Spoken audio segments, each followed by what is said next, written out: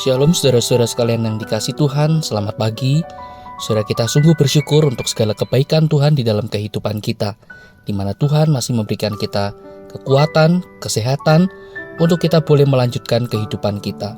Mari pada saat ini bersama-sama kita datang kepada Tuhan untuk kita membaca merenungkan firman-Nya.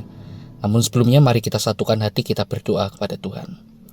Tuhan, kami bersyukur untuk setiap anugerah-Mu di dalam kehidupan kami.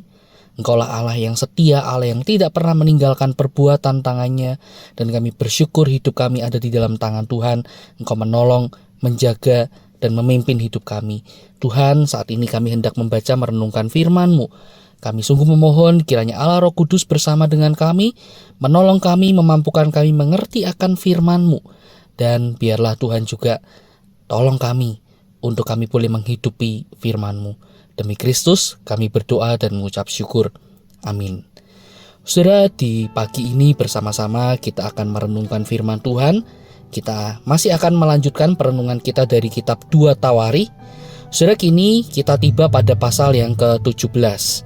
Dan saya ingin ajak kita memperhatikan ayat yang ketiga sampai dengan ayat yang ke-6, demikian firman Tuhan.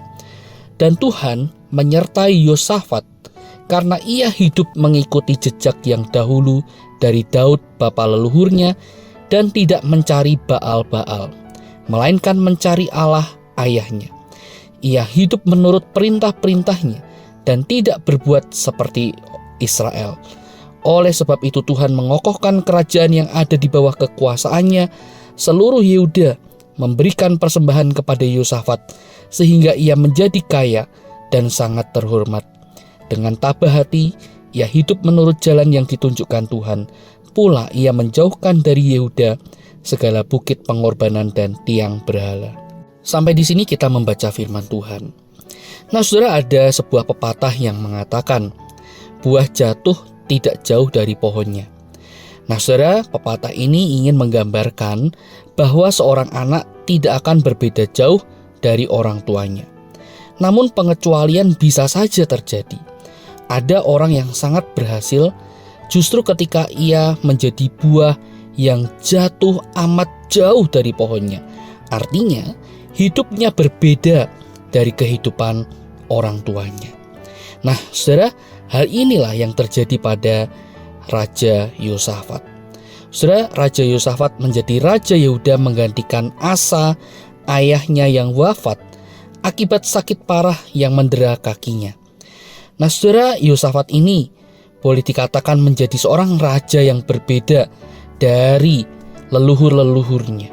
Ia dikatakan hidup berkenan di hadapan Tuhan karena ia tidak mengkhianati imannya. Ia tidak mencari ilah-ilah lain selain Allah Israel yang hidup itu. Nah, saudara, Yosafat dikatakan hanya mengandalkan Tuhan sebagai satu-satunya pertolongan. Ini berbeda jauh dengan ayahnya, Raja Asa, di mana saudara, Raja Asa ini bersekutu dengan Aram yang dibenci oleh Tuhan. Yosafat, saudara, dikatakan juga memperhatikan kehidupan iman rohani dari rakyat-rakyatnya. Ia mengutus beberapa pembesar orang Lewi dan para imam untuk mengajar rakyatnya agar hidup takut akan Tuhan.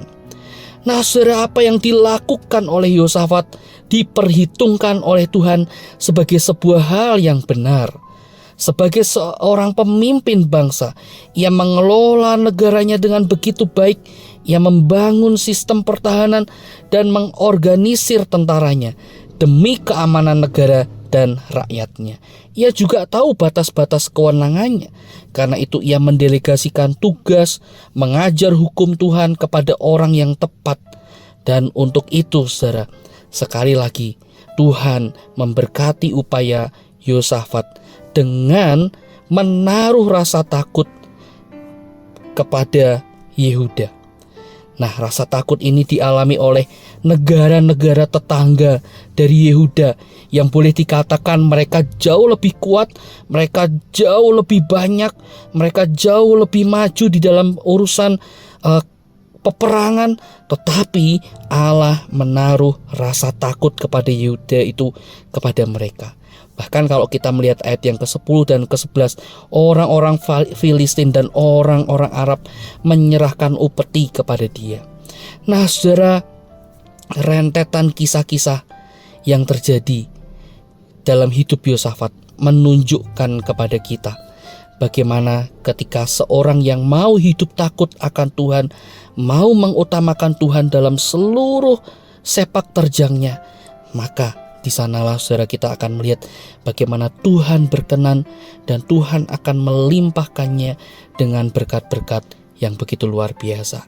Tetapi hal ini saudara juga mengingatkan kita, biarlah kesetiaan kita, kasih kita kepada Tuhan bukan semata-mata demi berkat, tetapi sesungguhnya karena kita sungguh-sungguh menginginkan Tuhan, kita mau Tuhan yang menjadi pemimpin atas hidup kita, yang menjadi penuntun atas hidup kita, sehingga ketika Tuhan menjadi pemimpin dalam hidup kita, Tuhan akan membawa kita kepada jalannya yang benar, kepada terangnya yang ajaib, dan kepada kemenangan yang sudah dijanjikan bagi setiap orang yang percaya kepadanya. Kiranya Tuhan menolong kita untuk tetap setia dan mengutamakan Tuhan dalam hidup ini. Mari kita berdoa. Tuhan, kami bersyukur firman-Mu sudah kami baca dan renungkan. Kiranya Tuhan menolong kami untuk menghidupi firman-Mu di dalam keseharian kami. Kami tahu kami sungguh membutuhkan pertolongan-Mu Tuhan. Kiranya Engkau yang terus menyatakan karya-Mu, kasih-Mu di dalam kehidupan kami. Demi Kristus kami berdoa. Amin. Selamat pagi, Tuhan Yesus memberkati kita.